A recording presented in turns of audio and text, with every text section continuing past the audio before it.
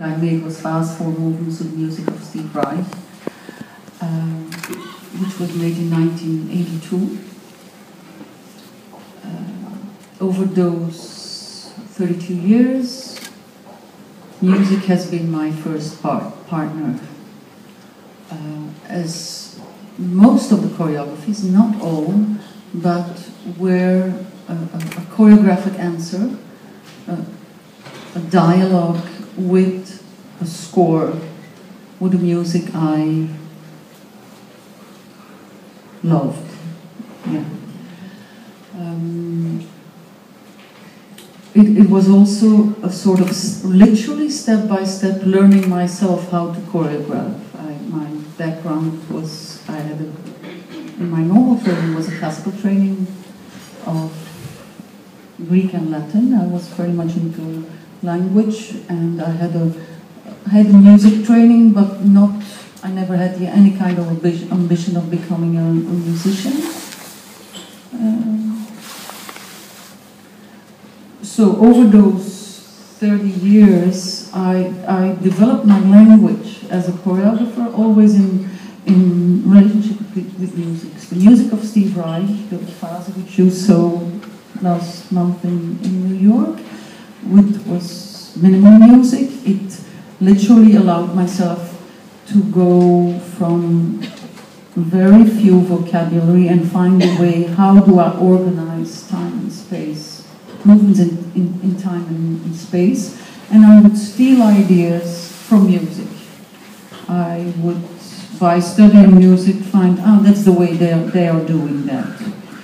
The music of Steve Reich was extremely inspiring as a beginning, because it had this kind of minimalism that allows you to, like in a laboratory, to go, if I take one step and I transform in that, very gradually I could sort of research on the parameters of change.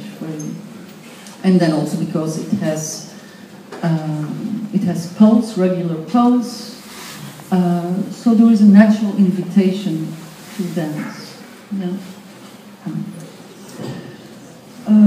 I also had the chance of being, through the working conditions in Brussels, being from the very beginning, I had one specific very good music dealer, the man who said me, go and I have some good stuff around, come and look at that, or listen to this. And then because of being at the Brussels Opera House, and having the people from the Ictus ensemble, was an ensemble from music, contemporary music, I had very good people who on a daily basis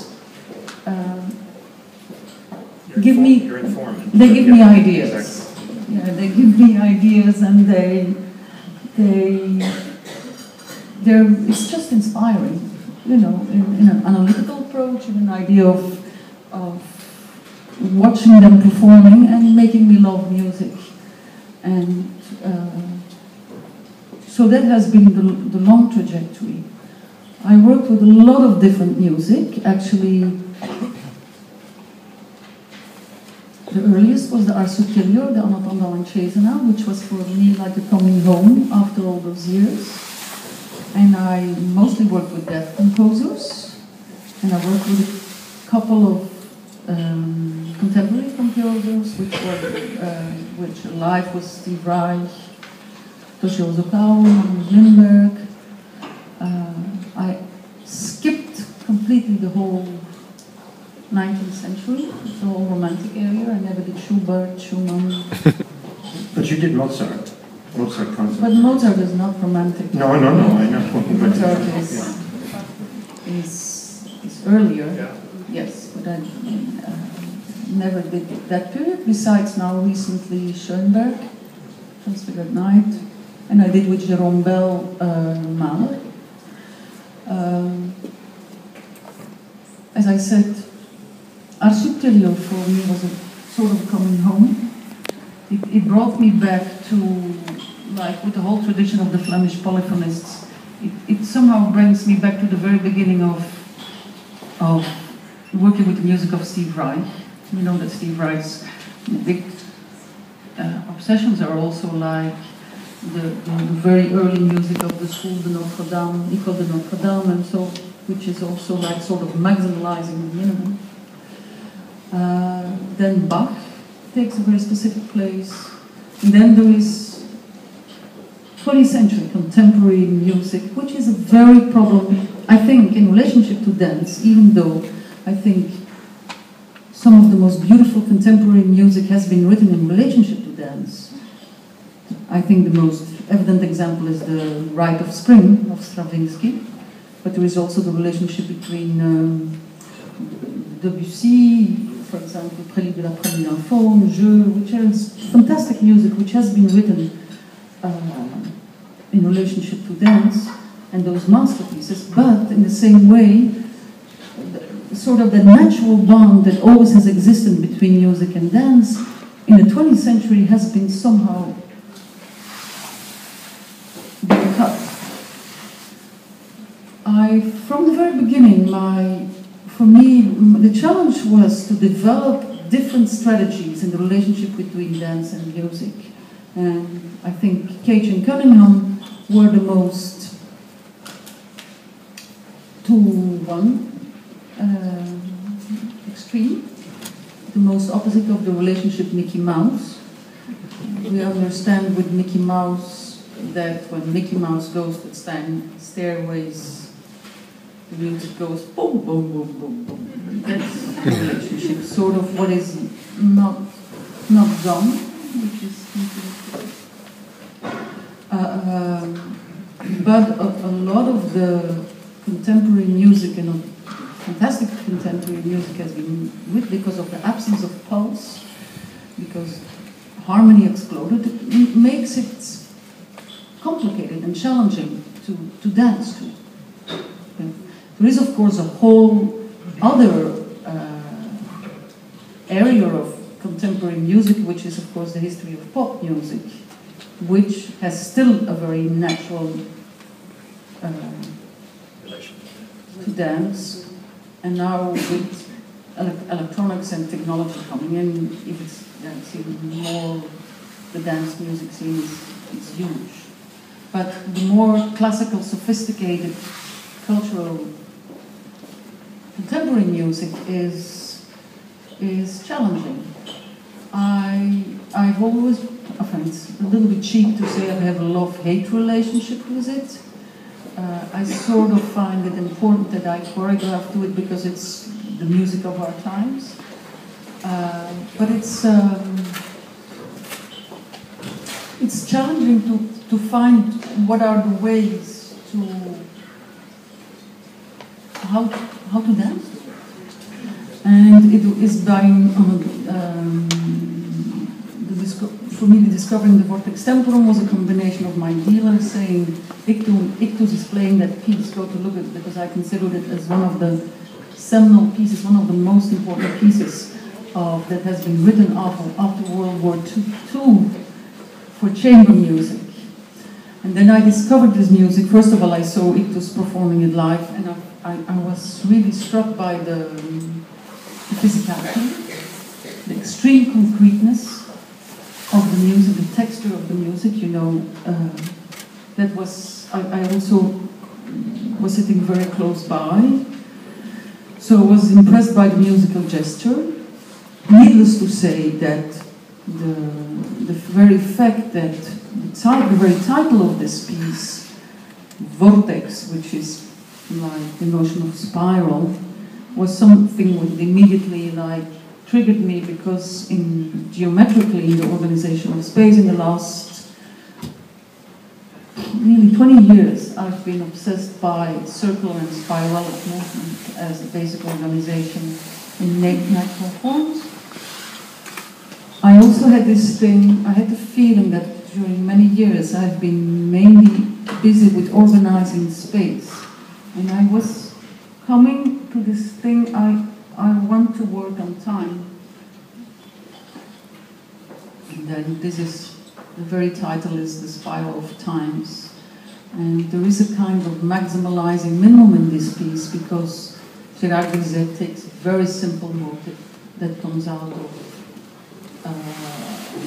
Daphne's Employé, And what he does, he treats this material by expanding and condensing and creating all kinds of simile, that is in a totally different way as, for example, American minimalists are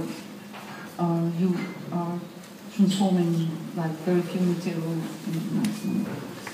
And then I think the very last thing about it was that,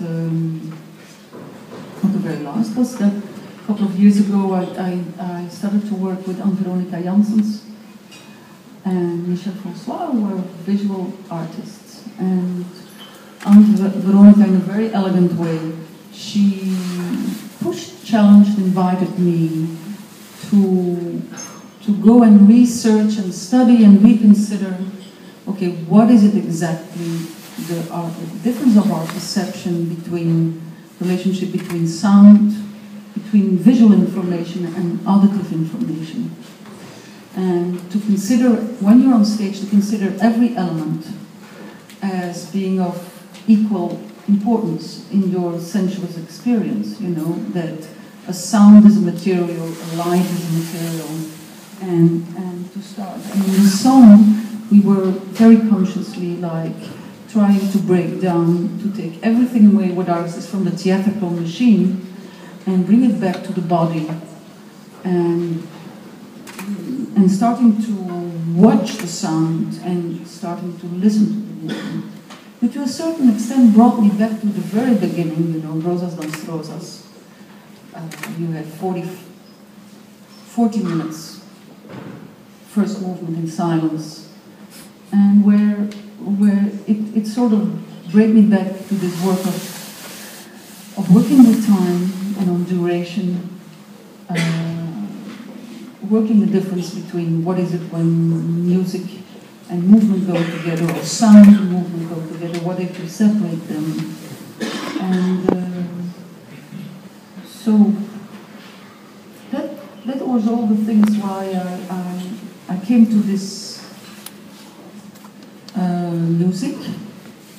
The idea of the Mickey Mousing with this music came actually when I was from the Art Subtilior. Art Subtilior is a movement of music which is typical, was been one period of 50 years between 1350, yes I'm right, 1350 and 1400, where there was, at the end of the Middle Ages, a streaming music that emerged in extremely turbulent times, where you had a very high complexity of layers of time organization. Yeah. And when I discovered that music, it was for me all the things I loved. I mean, sort of working only with vocal music, only with the body, through a high complexity, getting into a very natural flow of emotional expression. And I was looking for a way how to give a choreographic answer to it. And I really said to myself, okay, let's go literally step by step. This music is built in different voices, there are generally 3 voices. Let's start that every dancer learns one's voice, and how can they learn these difficult rhythms? Okay, we're going to first start with my basic principle, my walking is my dancing. Walking as being the most simple way of dancing. And every dancer is going to step music. And then I said, well, this is sort of basic Mickey Mousey, basic Mickey Mousing, and I had this, it's too close to it. But then this music was so complex that I said, well, I'm sorry, but I'm already happy if I can do a Mickey Mouse to it. And then I had this thing when I saw Ictus performing it live, and when I started to read the score, I said, okay, this is, it's going to be impossible to Mickey Mouse, but let's find intelligent Mickey Mouse.